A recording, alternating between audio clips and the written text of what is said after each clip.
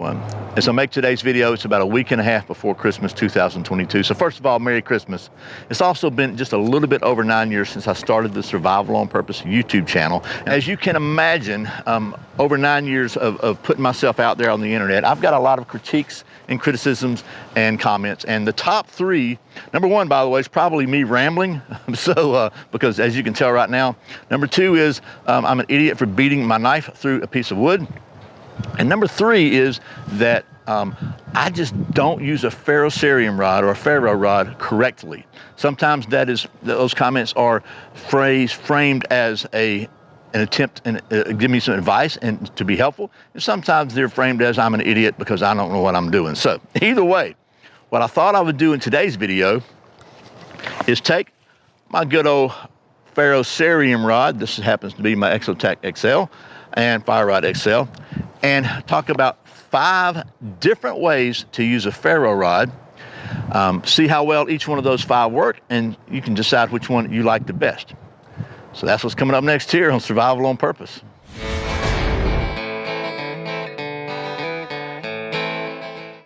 Welcome back to Survival on Purpose. My name's Brian. Thanks for joining me. And as I said in my very rambling intro, today we're going to talk about 5 different ways to use a ferrocerium or ferro rod. And without any further rambling, I think we ought to just get on down to the old stump top and get to doing that. You want to? Here we are at the old stump top. I'm going to take a look at different ways to use this ferrocerium rod. But first, I've got my BPS Adventure knife here. And I chose this one because it has a really, really sharp spine. So it's really does a good job of striking on this rod. And that brings up a misconception some people have about these ferrocerium rods. These rods are made of different types of metals and elements that basically when you scrape off a small spark of them, they oxidize quickly and turn into fire and spark. And they burn very hot. They glow very hot. A lot of people think you have to have a carbon steel knife or something like that. I think that misconception comes from the fact that you need to have a hard carbon steel knife to make sparks from a rock, a piece of quartz or slate or whatever, a flint or whatever. But you don't have to have that for anything. A piece of sharp ceramic will do it, okay? So that being said, I've got some fat wood here because I love me some fat wood, and it's also very flammable. It's got these oils in it that burn very readily. And I've got my second favorite ferrocerium rod, the Fire Rod XL from Exotac. I say my second favorite because my favorite that I carry every day has a little canister of butane attached to it. And when you strike this thing, that little spark comes from a little ferrocerium rod in there, and this little wheel strikes it. Same thing on a Zippo lighter. So that being said, let's talk about different ways to do this. Oh, by the way, one more thing. I'd be remiss if I didn't say thank you to Dave Canterbury, Andy Tran, and a guy named Magnus Anderson over in Sweden for kind of helping me learn more about using a ferrocerium rod over the years. The first one that I actually used was about that long, and it was in a Boy Scout survival kit decades ago. So they have greatly expanded my knowledge. So thanks to those guys. So anyway, let's talk about different ways to use it. So the first way you can use it, obviously, is just freehand. Just hold it in your hand and scrape and try to get the sparks to go where you want them to go. And okay, that'll work, but as you can see, it's really hard to direct where your sparks are going because you're so far away from where you're trying to get to burn. So, but you can do it eventually. Like that, right? So you can see that worked. It's certainly not the most efficient in my opinion, but it works, right? So we're gonna move you over to the side now. Get you down in there somewhere. All right, we don't want to catch this on fire. Now we're gonna bring some more over here and talk about technique number 2. And the wind is blowing very hard right now, so I'm going to try to put something on here to kind of hold this down. So the second technique is one that many people say is what I should be doing. And that is to hold the knife still and pull back on the rod. And the advantage that has is if you're doing this, right, like that, then there's a possibility you could knock your tinder around. Bam, knock it around, and you're messed up. So I understand there's an advantage to doing this. But you can either hold one way to do it is to hold the knuckles down right here and press it down so you're steady, and then pull it back. And this does allow you to aim it pretty well because you're right there at it. I found for me, as you can see, even still, I'm putting pressure on the knife this way, and it still sometimes wants to like go down and hit it. But that one works pretty well, and that's the way that everybody tells me I need to do it, and I'm doing it wrong. The ones that tell me I'm just plain wrong, I need to learn what I'm doing, they say I should be doing it that way.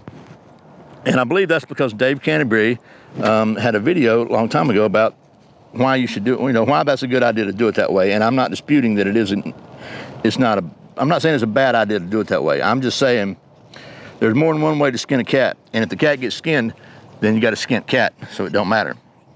So another way that I think I learned this one from Andy Tran, and it works really good on harder ferrocerium rods, but is to basically you put your edge, your striker on the rod itself, you put your other thumb on back like this, and then you're digging, you're almost digging down. You're getting like,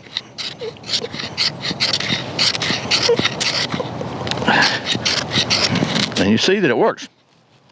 You're actually scraping some of the ferrocerium material off and getting one little spark.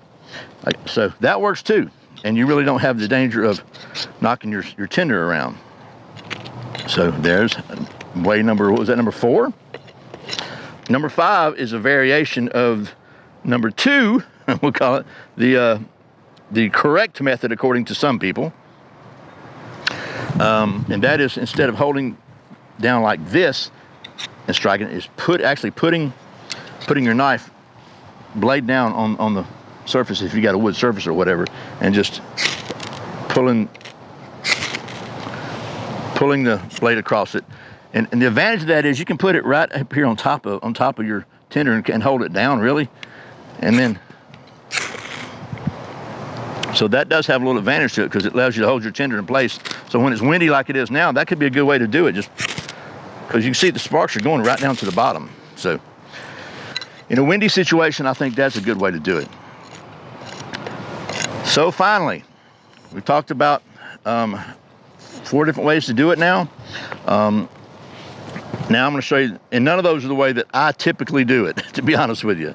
I think the way that I do it is kind of the way that Magnus Anderson does it, and I don't know if I learned this from him or we just both are doing it the same way, but either way, Magnus has got a cool channel. You should check him out. So, and what I do with this one is I put my ferro rod down next to the tinder, and depending upon the tinder pile, you can put it right in the middle, like so, and press down. So you're holding it steady and still down on whatever surface you got your tinder on. And then I just scrape down like that. And usually I don't knock my tinder around because you see the blade of the knife, the tip of the knife hits and stops. But it, by golly, works for me. I have never, ever, unless I just had wet tinder, I've never failed to get a fire started by doing this. And I will see if that'll burn right there.